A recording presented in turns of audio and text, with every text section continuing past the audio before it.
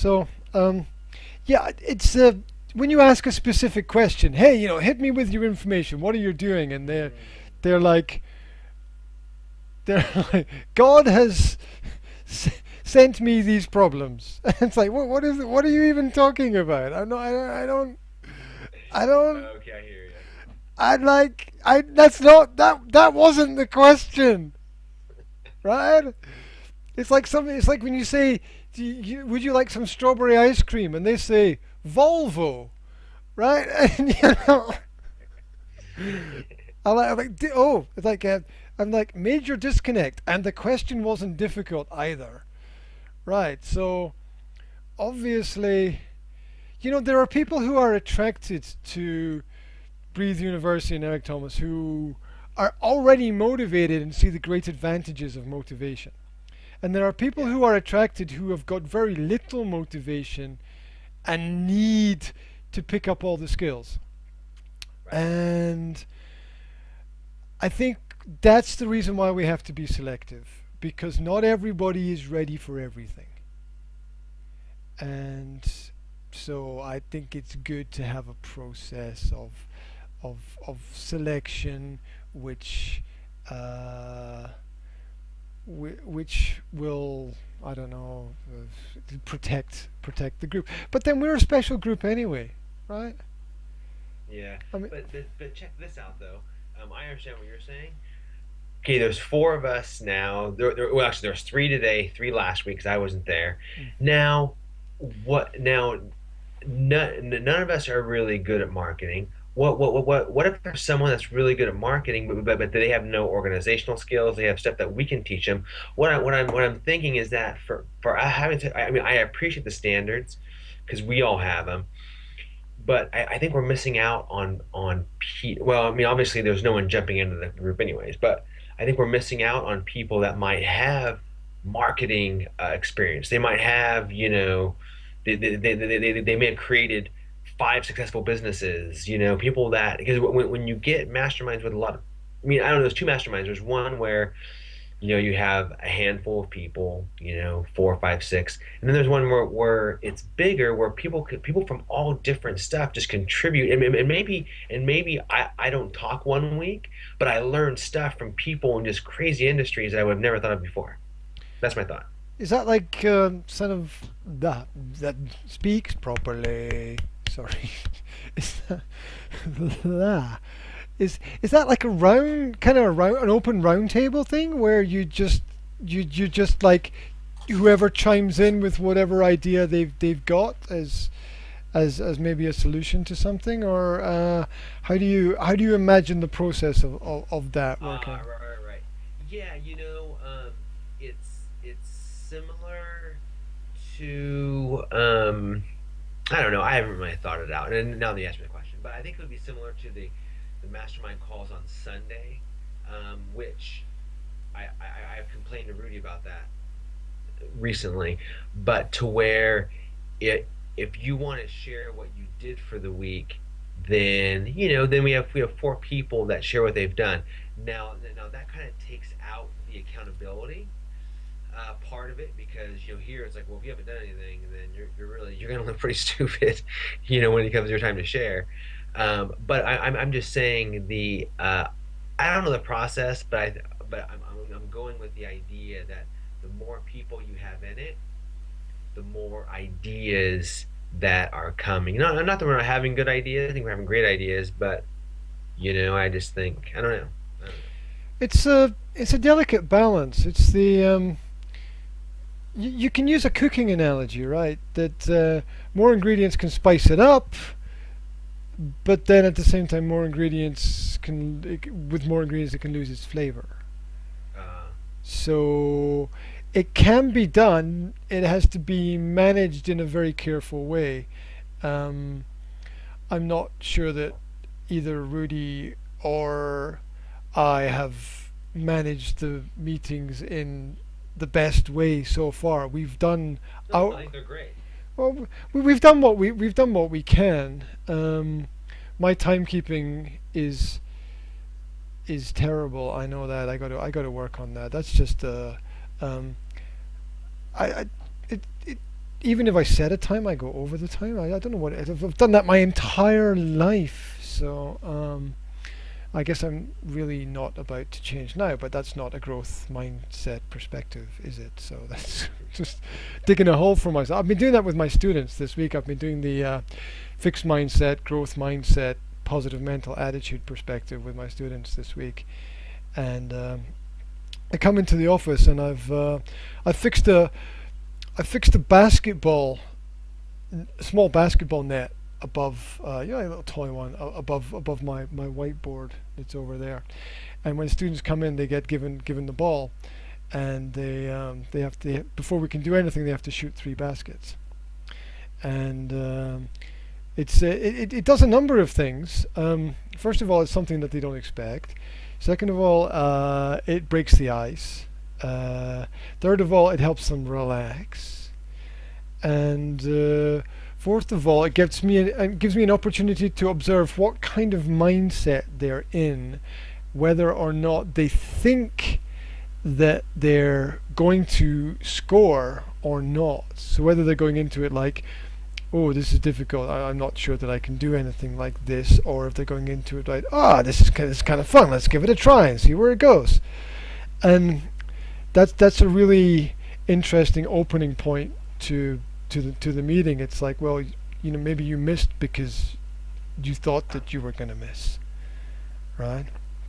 And so I guess I'm as guilty of doing the same thing with my mind as they are. It's just that when I plan a lesson, I'm a bit more focused on trying not to do it. And then when I'm not in the school, it's like, oh, okay, slip back into bad habits as quickly as I warn other people not to do them. So not sure how I got onto that. I don't know. I think you got off topic. I'm trying to figure out. I'm trying to backtrack my mind how you got there, but I don't know. It wasn't good. It was something about fixed mindset. My mind was. Oh yeah, but I was gonna tell you though. I thought that, I don't know if you watched it, but on Google Talks, you ever heard of Google Talks, where they bring they bring I know TED Talks, but it's something like TED Talks, yeah, but no, it's Google, right? called Google Talks, where they basically Okay. Google brings in authors Mhm.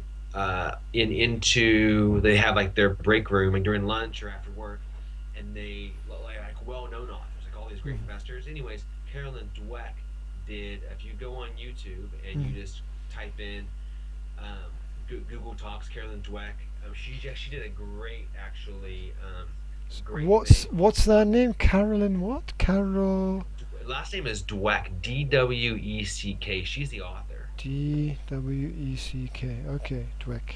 Yeah, and if you don't want to sit around and watch it, you can download it to that Mm. YouTube downloader he gave me. Okay, okay, cool. But yeah, Carolyn Dweck, she did because the book for me wasn't that. It was a great concept. I didn't think it was Well, talked very well. what is it about? Sorry, what's the theme or the topic of the Oh, talk? the talk is about her book, the book Mindset. Oh, sorry, I didn't. She wrote a book called My. I've never heard of her before, and I've never heard of the Yeah, book. So, she's the. When we talked about the growth and fixed mindset, I thought uh, that's what you were referring to. I was just referring to my own mind. I wasn't talking about. Sorry, so you're like, what's the guy talking about? Yeah. Hang on. Okay, so there's a book called Mindset I'm on that the dark side of the moon, by the way. You have to remember that. sorry, Okay. um, a book called Mindset that ET and them read, Okay. and that is suggested during a podcast, and Okay. then I read it, and Rudy read it, posted, talked about it. So when he talks about growth and fixed mindsets, it's a book called Mindset by Carolyn Dweck, and basically it's really fascinating. Uh-huh. Well, I've just picked up that term from hearing other people talk logically about the uh, the the need to be able to grow, basically, which is what I'm working on through the school. Um, Did you get a chance to read what I posted from the vision statement? Did you get a chance Oh to read yeah, through that? I did read it. I read it briefly. I did, and I was going to respond in letter, but if you have time to talk about it now, that'd be great. It would be probably be better for me if you give me some verbal feedback Okay, yeah. and So no, what I got out of it makes um it it makes complete sense that you're that what I hear you saying is that work isn't really important, but really kind of the whole vision for life is. And and I understand, it's the journey, not the not the destination that's important.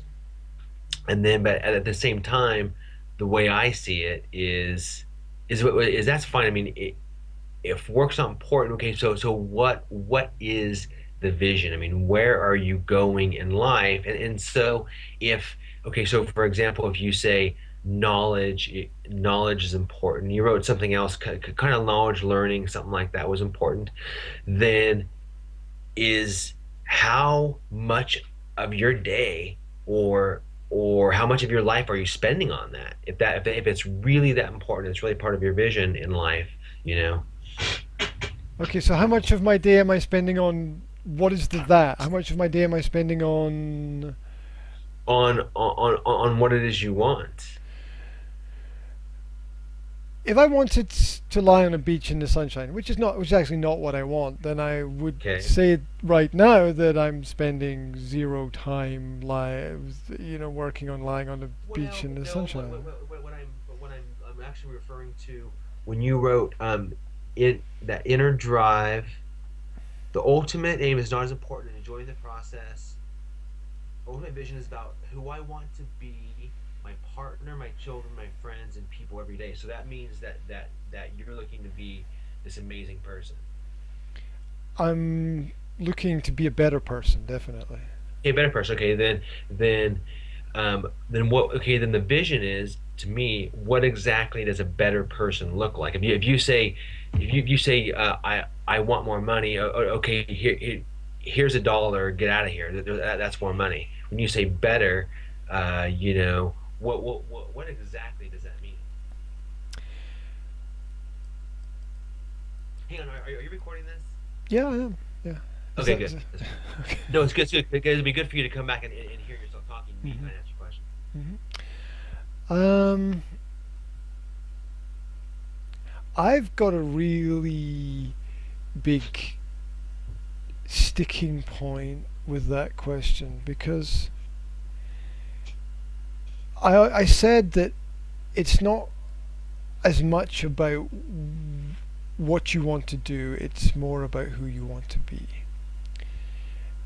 Because I think that you can do almost anything, but it doesn't matter if you think about it in terms of friends. It doesn't matter what job a person has. You choose a friend because they're a nice person, I think, and that's what's key to me.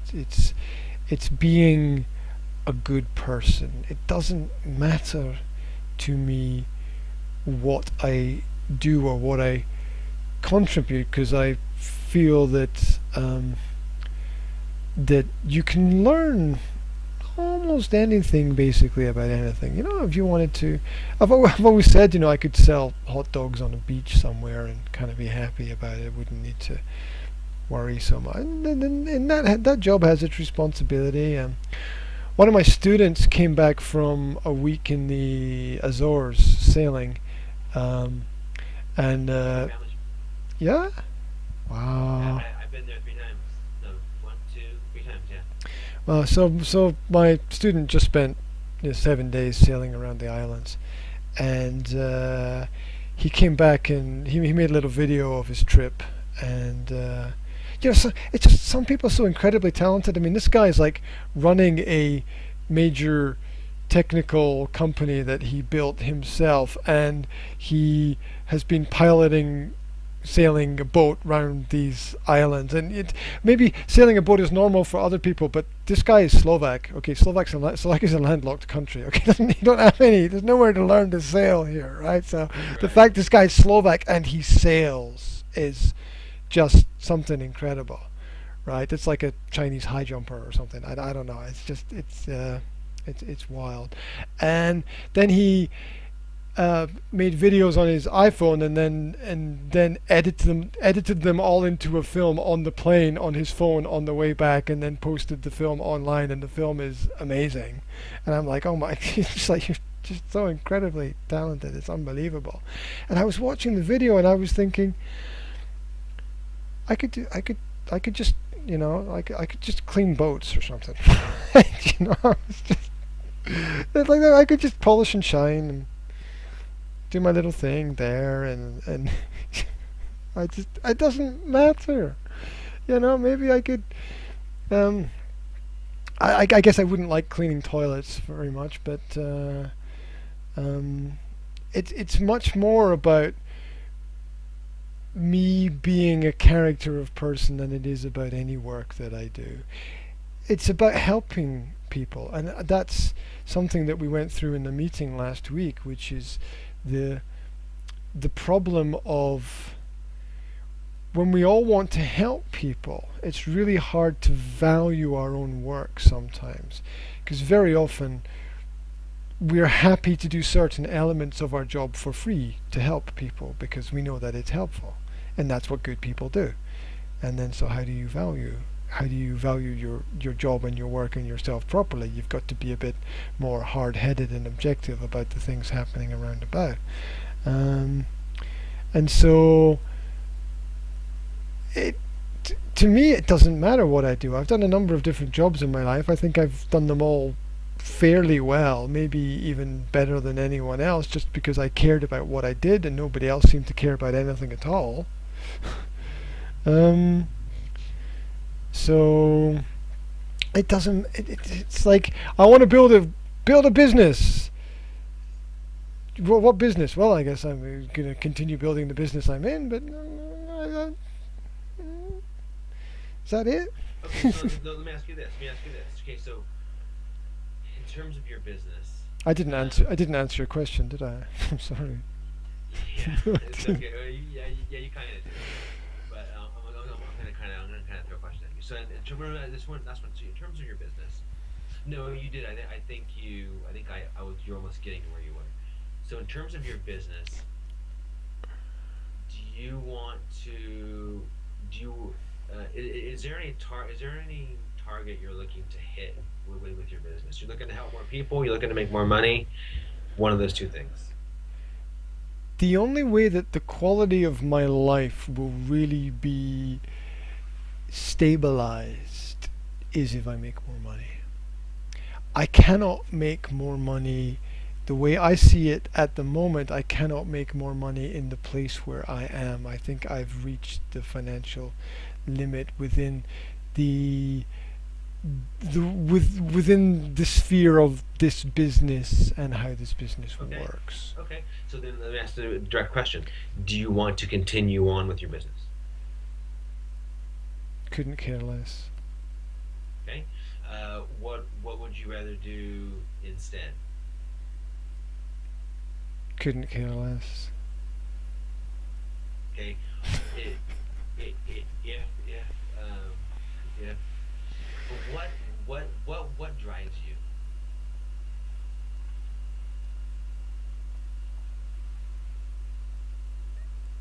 So where Personal development, personal development drives you? knowledge, learning about people, learning about the world, learning about things I don't know, learning how things work. I've got 25 different students or student groups. You could look at them as that, and with each group, it's really interesting because it's like working with 25 different businesses. They're all completely different, living their lives in different ways, doing completely different things, and so every hour of the day I enter a different every hour of the day or every second hour of the day I enter a different world with a different person who's got a different experience, and I get to learn about their world.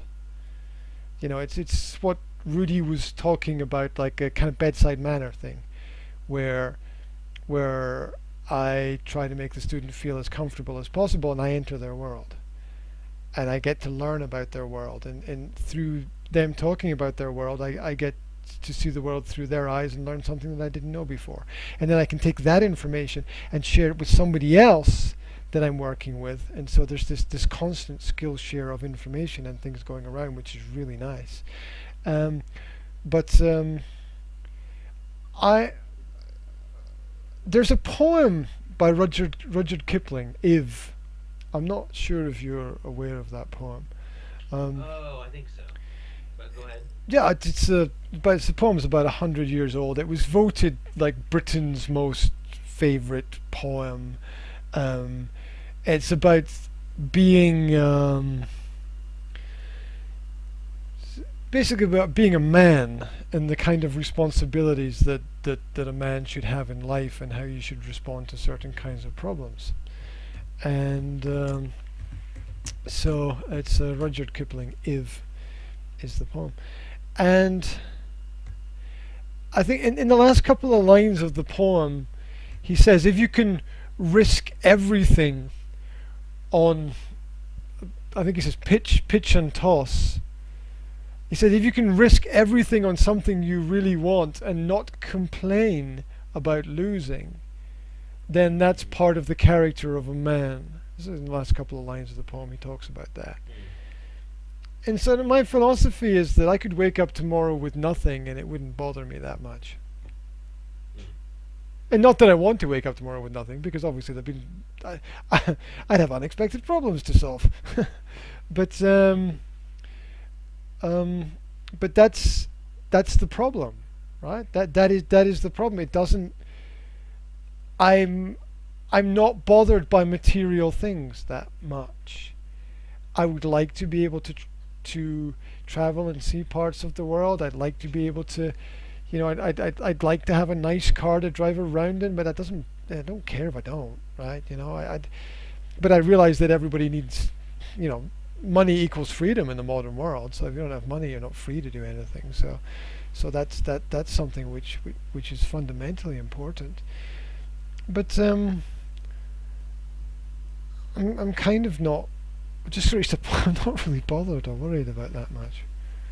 Got it. Yeah, and it may be a cultural thing too. That I know when I was in the Azores, it was when I was in Europe. I spent about one trip. I spent like 6 weeks in the Azores, Hmm. and like the most important thing was experiencing life, was with being with friends, with being at a cafe. It wasn't being on a Skype call. It wasn't building a business. Hmm.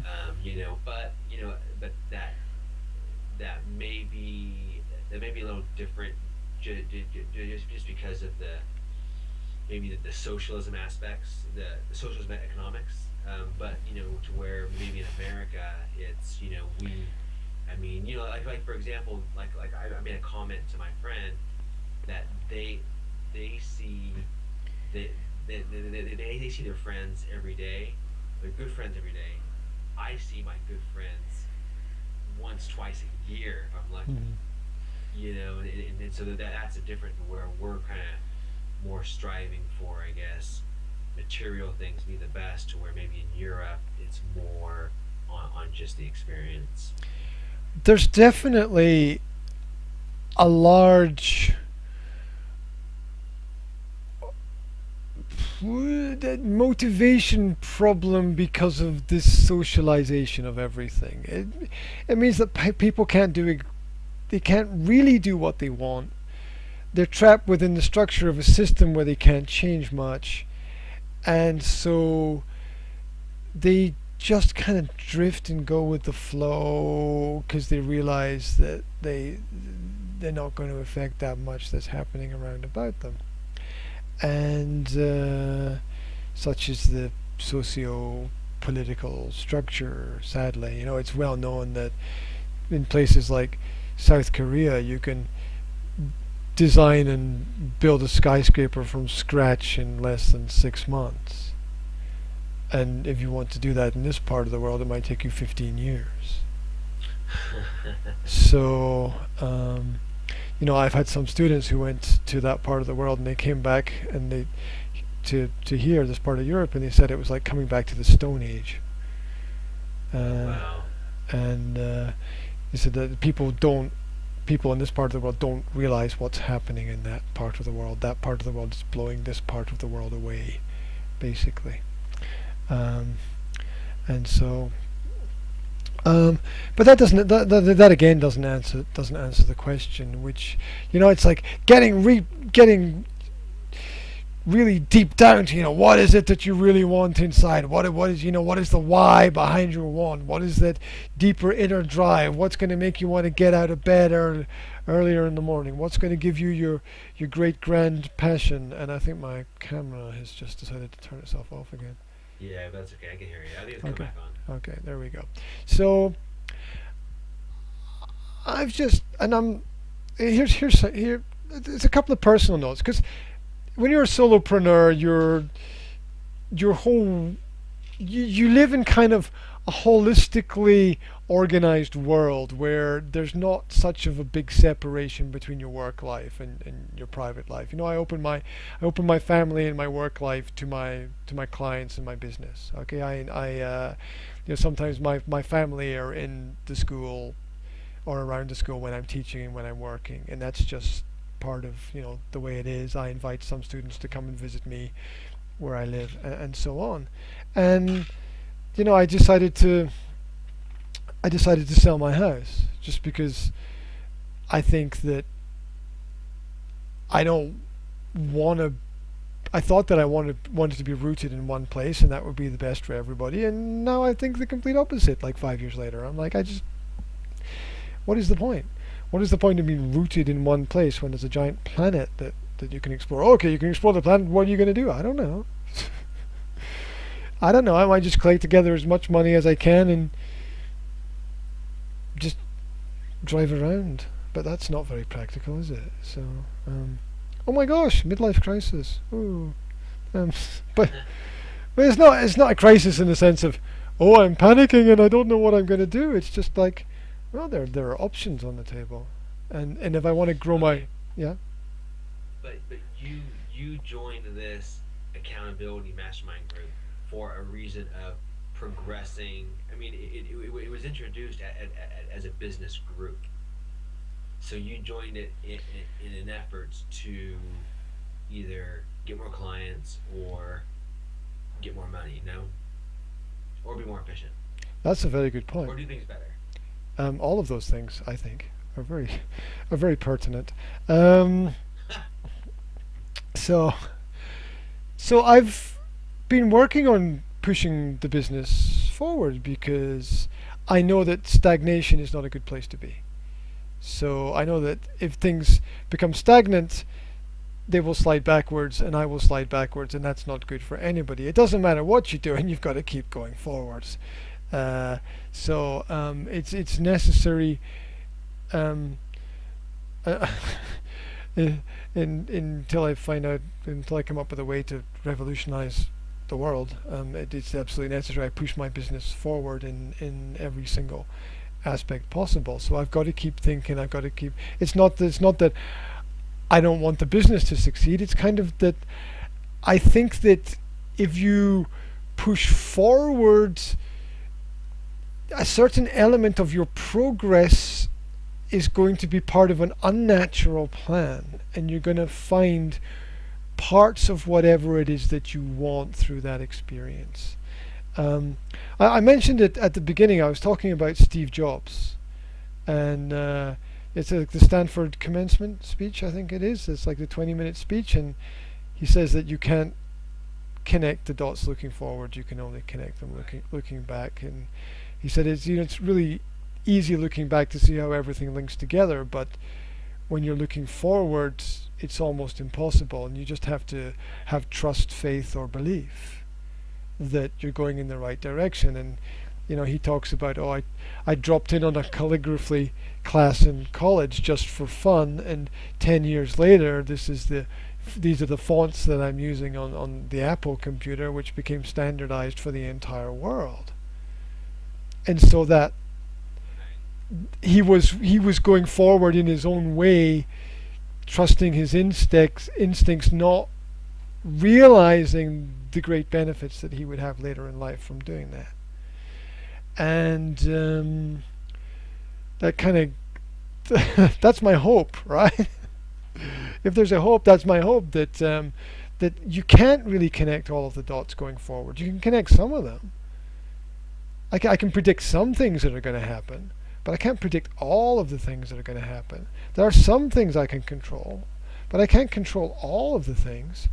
So control what you can control, which is I can control what happens within the business that I have. So I'm going to keep pushing on that to go forward. I'm going to share my information with as many people as possible. I'm going to try to learn as much from working with other people as possible. I'm going to push them. They're going to push me, and we're all going to we're all going to find a way. But I have no,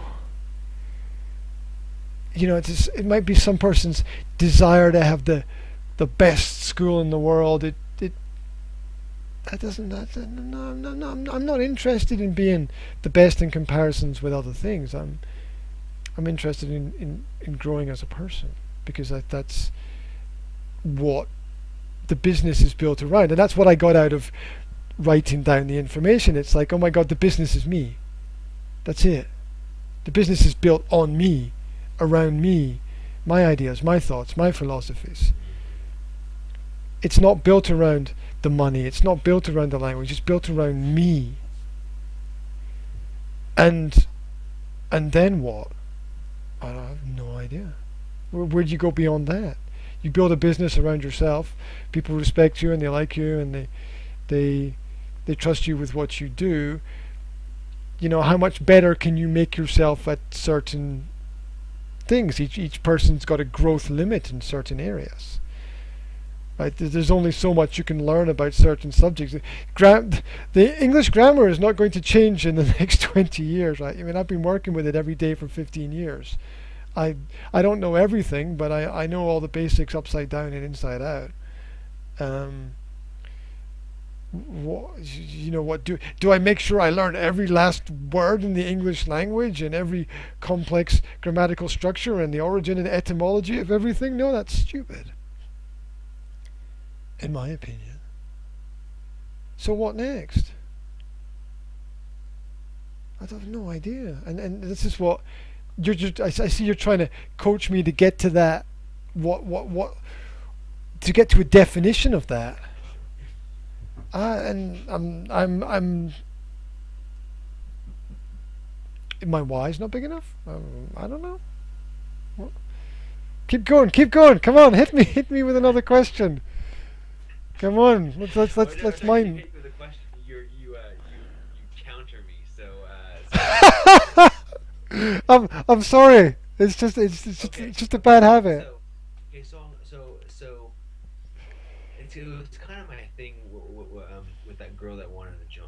It's like maybe she doesn't have necessarily a business, but she has a path that she's going to, and every week she would report on what she's done going towards that path. So I'm not saying it has to be a business thing, but what path is it?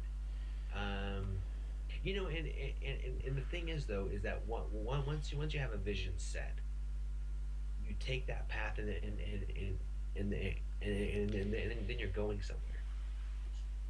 So if the path is in business, that's fine.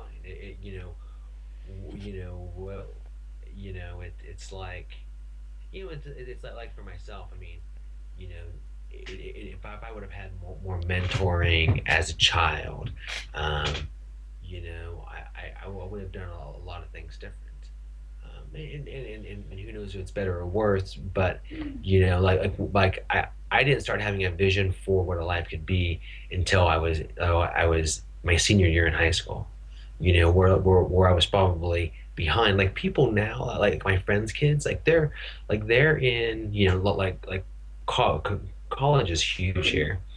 And my friends' kids now, or even kids I coached soccer, I mean, they're already thinking of what they're going to do, in fourth grade, what school they're going to go to. And I didn't have that, and so, So I guess um, I don't know where I'm going with this either. I'm kind of like you, but I think what I'm just saying is that had I had some direction, I mean, it doesn't even matter if I hit that direction. Kind of like they say, you can shoot for the moon, but if you miss, you'll hit stars anyways. It's kind of like go towards something. It doesn't matter what it is, but go towards something with all you've got, and then who knows where you'll end up. That's sort of the conclusion that I've been slowly coming to over the last couple of months. It doesn't matter. It doesn't matter what you do as long as you put Right, 120% into everything that you do. right, right.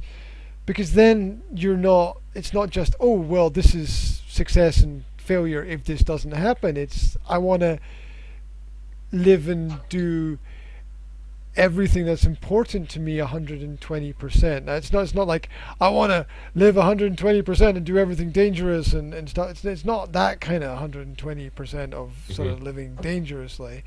It's, If you want to do something, you're going to do it. You're going to do it right. You're going to do it right and then some. yeah, because how you do something is how you do everything. Right. And it doesn't,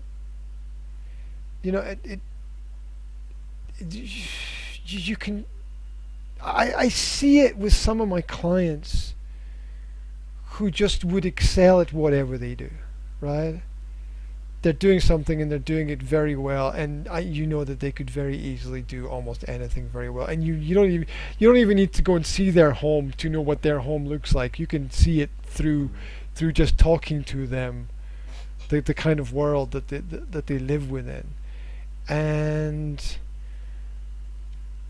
that kind of powerful character is it. It's nice to be around that. Maybe I'd like to be around more people like that who have these greater goals and targets and ambitions for themselves. Definitely don't want to spend my time around average people. Want to spend my time around the most amazing people that I can find and that will push me to be the most amazing person that I can be for myself and my friends and my family and for whatever um, the business is that I want to do. But it's, if you don't have a if you don't have a destination, where the hell are you going? Right? I mean, it's like going to the airport and not being able to decide which plane to get on because you don't know where you have to go. And if you want to go somewhere, you've got to decide where where that place is, so that you can get the plane to go there. Here's my reflection is that your last statement you just said is exactly what I'm referring to, but then you're being the anti of that. Explain that. What you basically said was the vision project where um, you know you can't just get on a you can't just get on a plane. You have to know you have to be headed somewhere on a plane. Yeah. Uh, so but you're saying that you want to hop on a plane. That you're telling what you're telling me is that you want to buy a ticket and let the person selling you a ticket decide where you go for for 50 quid or 100 quid That's me. as, as opposed to you telling them where you want to go.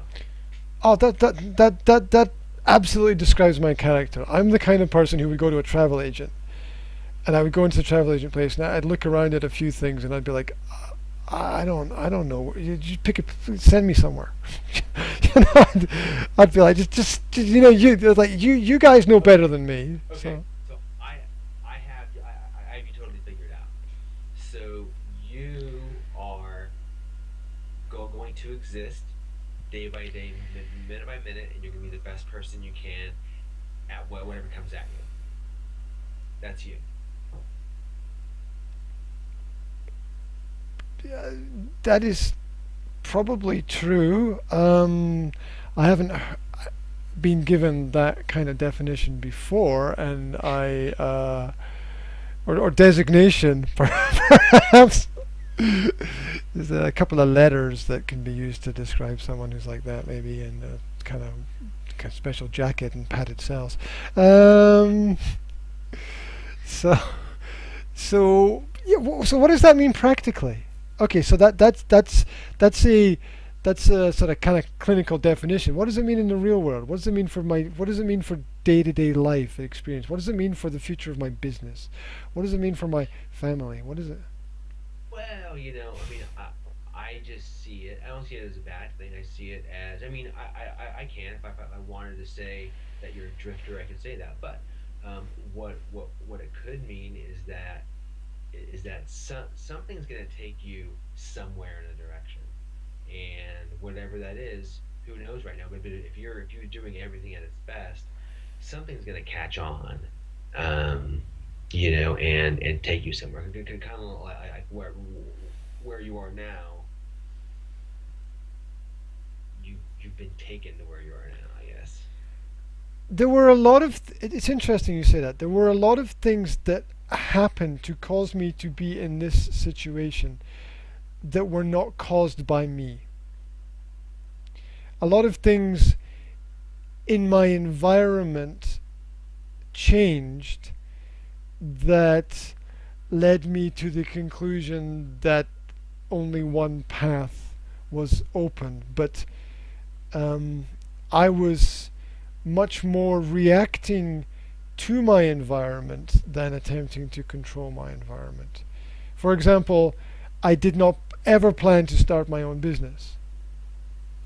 I I had a disagreement with the previous boss, and the result of the disagreement was the boss said, "I don't want to employ you anymore," and my response to that was, "Well, I think I can do better than you, so." So that doesn't bother me. Right. So that doesn't bother me at all. I'll just start my own company. So that was never my plan, right? So the place where my office is now, I had an office in a different place, and somebody opened a music studio next door. Um, can you imagine? Right. Can you imagine? Right? And that was like, well, I'm moving. I just this is Right. silly, right? This is just silly. Right. I'm moving. So I moved my office, and both of those things are examples of me reacting to the world and having a much better quality of life as a result of it. I then became I then learned how to run a business and become in charge of my own business. I moved to a more professional environment. I improved my contacts with people. I learned a lot more. I learned faster, and that was not me ever planning to set out and do anything like that. I mean, how the hell did I get to the middle of Europe? I mean, from being brought up in the north of Scotland, that wasn't a yes. I'm going to live in the the lower mountainous region of Central Europe. I mean, nobody in a small village surrounded by bears. Um, so, because you can't go out jogging at 5 o'clock in the morning because you'll be eaten, right? Um, Wow. yeah, exactly. So you have to wait until a bit later in the day. Oh wow. Um, so it was never really my plan to do anything like that. I just chose whatever road seemed to be the most natural choice at each crossroads I came to. So, in that sense, your definition is perfect. Um, d- Drifter has such a negative connotation attached to it. So there must be opportunist, shall we say, is perhaps a better word. Uh, so I think I'm a situational opportunist. We've just termed it. There we go. Okay. And this means that I don't have any greater target or goal except but to be the best that I can be each day when I wake up. There you go. And that's take that snippet right there, and that's you. That's you. That's great. That's what makes you happy. So you Um, edit this, edit that one sentence, and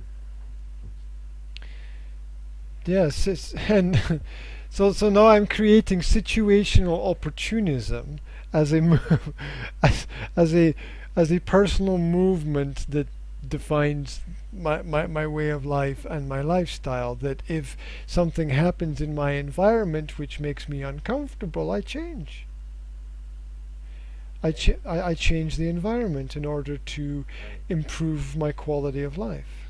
So you thrive on that. You're successful at that. You have a lot of skills. If someone dropped you off in an airplane in the middle of London, you you would be able to find your way home with your I'd skill. um yeah, or if somebody dropped me off in a plane in the middle of London, I'd be like, oh, a new environment. What's what's possible here? I might even forget that home Right, exists, right? Because right. that would be observing the situation and the opportunities that exist there. And the way I see the world is that there is nothing but situation and opportunity at every turn. Hmm. Millions or billions of situations and opportunities every day. Millions and billions of decisions that are made.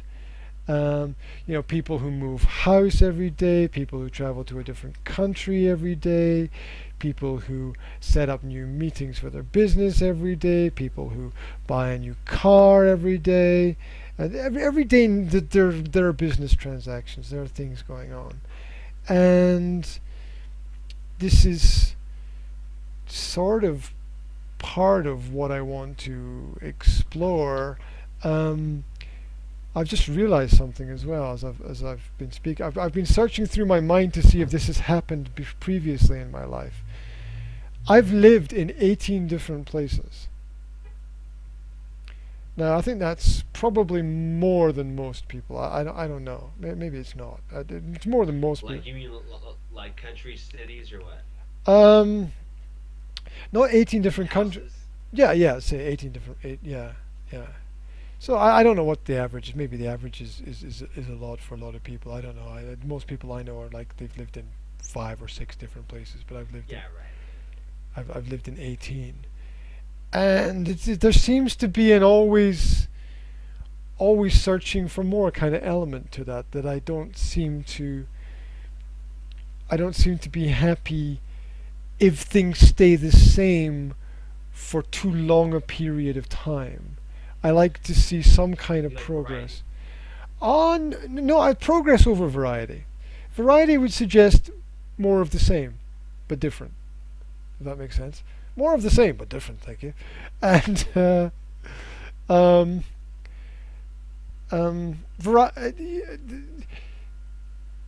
variety for me would be like different drinks in the same bar. It's kind of no. It would be like I'd want to go to see other places, right? I mean, you can give some people a large amount of variety in the same place. Like think about how many films come to the cinema, local cinema sort of thing, every week or whatever. People have got endless entertainment, but that wouldn't be satisfactory for me unless the quality of things get better. I'm not satisfied if quality does not get better. If the quality of something does not get better, I get very frustrated very quickly because I think the the whole point of life is to make everything as good as we can make it, not even for ourselves, but for the people around about us and whoever comes after us. So, uh,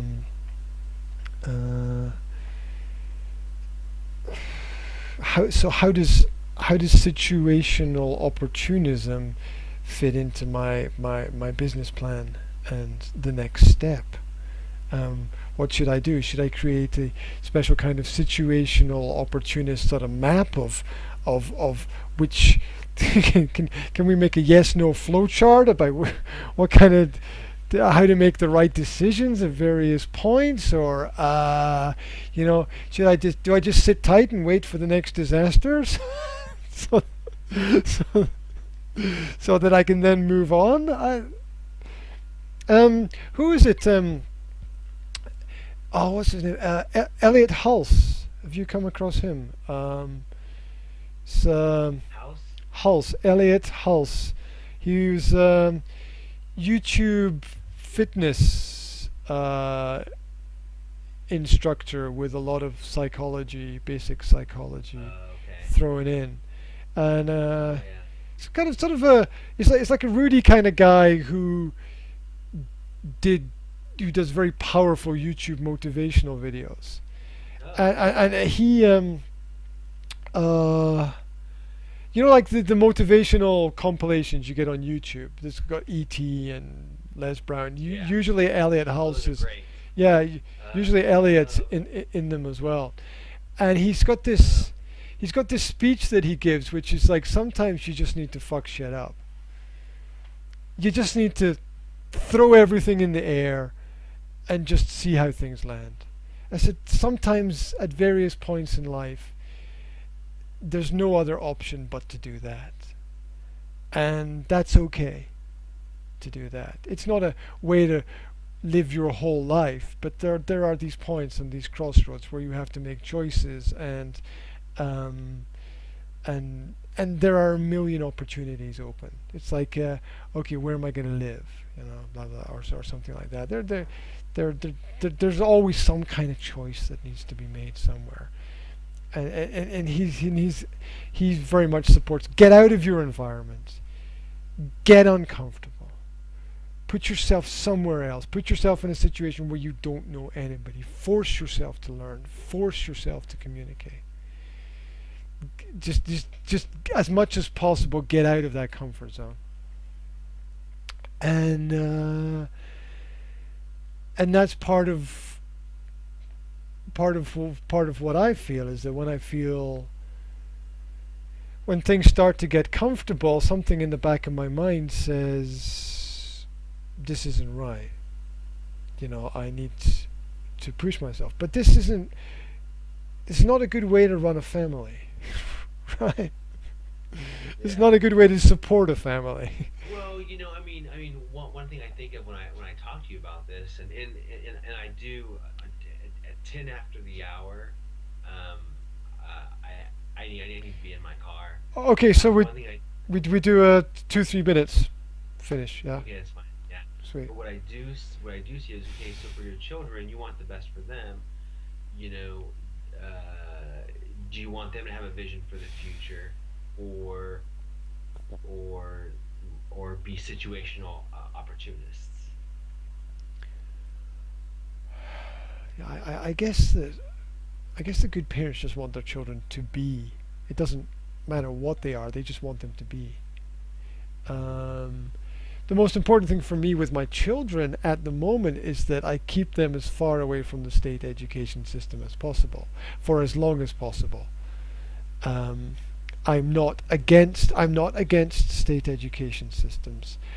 I just really value freedom in the world. I think it's very rare, and I think that we shouldn't mess too much with children as they're growing up. And I think that at least until the age of 12, I want to keep my kids out of state schools. Beyond that age, I think it's probably quite healthy to be in those systems and use those Mm. systems as a way to prepare for the future. But I want to be able to afford my children that luxury. This means that I wouldn't move to a country where you're forced to send your kids to school, which is for example, Like Czech America? Republic. America has quite open homeschooling laws, so Oh, okay, right, right. you But don't they have. they do.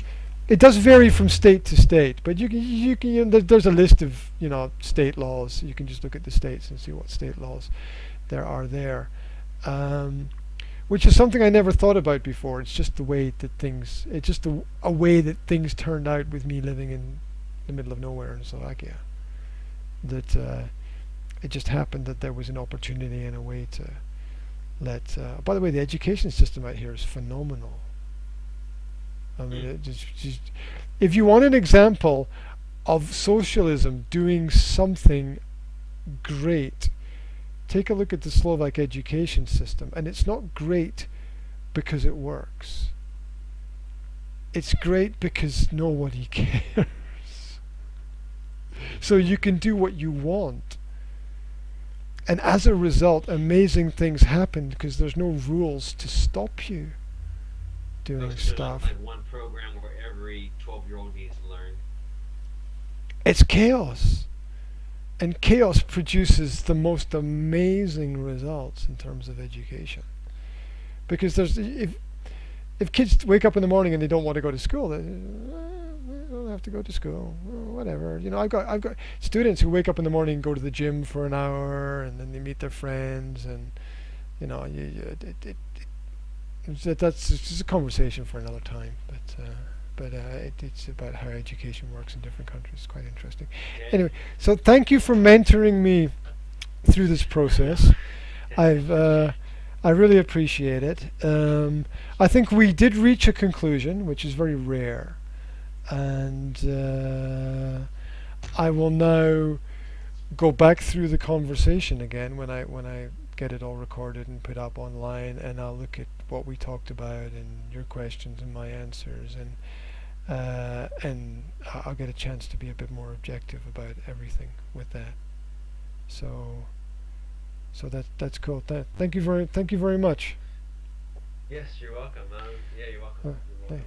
Thank you. And moving forward, plans for next week. Everything's done. So that's cool. I wish you a great week. I know you got to go, so we'll finish now. So have a Thank really you. All right, man. Sounds good. have a great week, and I'll speak to you soon, and we'll be in touch. Okay.